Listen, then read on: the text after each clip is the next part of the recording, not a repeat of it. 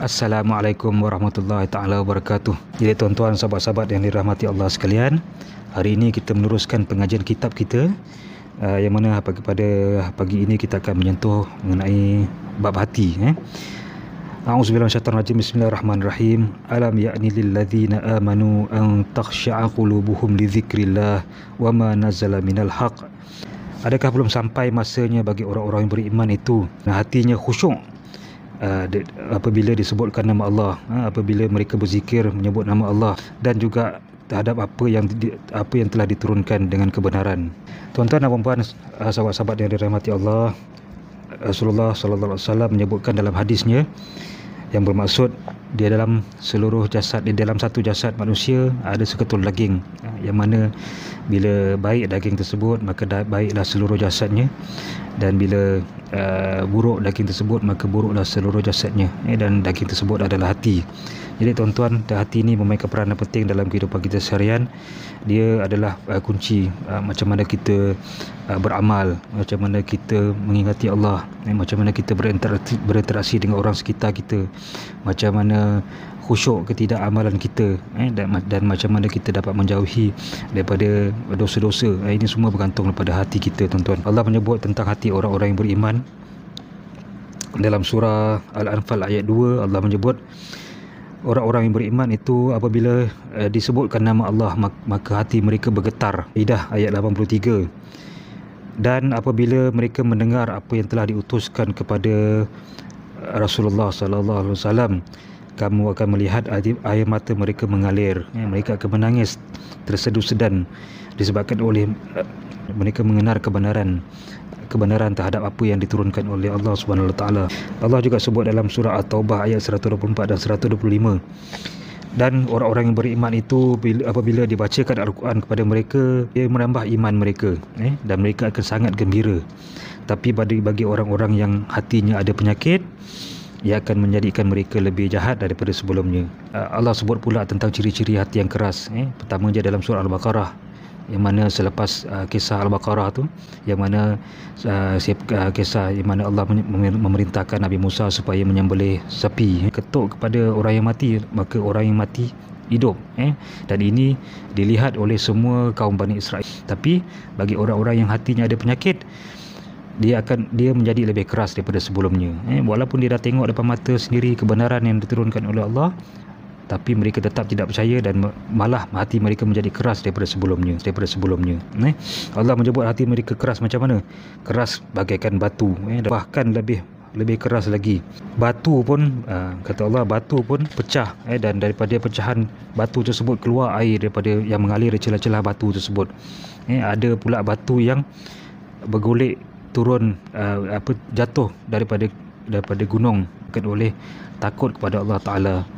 Dan sesungguhnya Allah Maha mengetahui terhadap apa yang kamu lakukan. Ciri-ciri hati yang keras adalah seperti berikut. Dia tidak kisah tentang hubungannya dengan Allah Ta'ala. Dia tidak kisah tentang amalan sehariannya. Adakah amalan yang dia buat tu semata-mata sekadar rutin saja, ataupun dapat mendekatkan diri kepada Allah Ta'ala.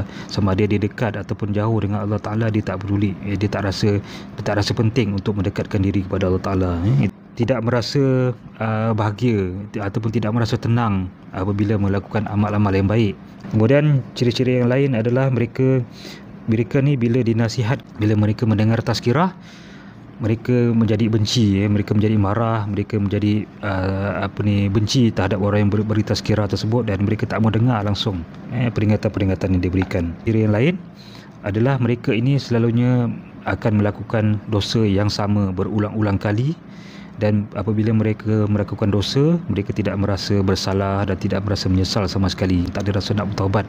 Sekalian, apa yang kita boleh buat sekiranya kita ingin hati kita lembut seperti hati orang-orang yang beriman yang Allah mention dalam Al-Quran, selalu kena monitor diri sendiri. Kita kena selalu cek hati kita sendiri. Dalam sehari ada berapa banyak kali kita spend time untuk mengingati Allah, yang mana kita duduk bertafakur sekejap, berzikir, mengingati Allah. Dalam amalan-amalan kita, adakah kita buat amalan tu semayang tonggak-tonggik? Adakah kita ingat Allah waktu kita semayang? Kemudian kena banyak zikir kepada Allah Ta'ala, selalu zikir. Kalau kita duduk dalam kereta tengah traffic jam, kita zikir. Tengah tunggu klien, kita zikir. Tengah tunggu makanan kita sampai, ke atas meja, kita zikir. Kemudian kita kena berdoa lah. Selepas amalan-amalan kita berlakukan, kita kena doa kepada Allah. Ya Allah, lembutkan hati aku, jadikan hati aku seperti mana hati orang-orang yang beriman. Kemudian ada satu doa yang Rasulullah ajar, ya muqallibal qulub tsabbit qulubana 'ala ad-dini wa ta'atiq. Oh Allah yang membolak-balikkan hati, tetapkanlah hati aku dalam agamamu. Kita kena selalu mengingati mati. Kena selalu mengingati mati. Yang mana dengan mengingati mati tersebut dapat menjadikan hati kita bertambah lembut. Kemudian kita juga perlu selalu baca Al-Quran. Yang mana kita buat biasanya dalam bulan Ramadan, kita nak tadarus sampai habis khatam Al-Quran. Sebenarnya kita perlu buat sehari-hari ya. Kita jadikan amalan kita hari-hari. Satu ayat pun jadilah, tapi setiap hari kena baca Al-Quran. Kita juga boleh memberi makan kepada fakir miskin. Ada satu kisah di mana seorang Arab Badui datang kepada Rasulullah, komplain hati dia keras. Jadi apa Rasulullah kata? Kalau kamu nak jadikan hati kamu lembut, bagi makan, bagi sedekah makanan kepada orang-orang fakir miskin, dan juga usap kepala anak yatim. Jadi tuan-tuan dan puan-puan, itulah yang kita cuba lakukan pada bulan Ramadan ini. Kita cuba memberi sedekah yang sebanyak mungkin kepada orang-orang miskin dan anak-anak yatim. Malangnya kita tak dapat usap kepala anak yatim seperti yang disarankan lah. Walaupun kita tak dapat jumpa anak yatim, tak dapat menyantuni mereka pada tahun ini, namun begitu paling tak pun kita dapat sedekah kepada mereka, dan kita berdoa kepada Allah Ta'ala supaya urusan mereka dipermudahkan, dan juga supaya dengan amalan kita ini hati kita menjadi lembut seperti hati orang-orang yang beriman, insya-Allah. Sebenarnya saya kutip daripada buku ni, Reflection by Yasir Qadhi. Saya dah beli lama dah sebenarnya, tapi baca tak habis-habis, biasalah. Ini boleh, buku ni lebih kurang 20 ke 30 ringgit saja boleh dapat di Shopee. Okey. Bye.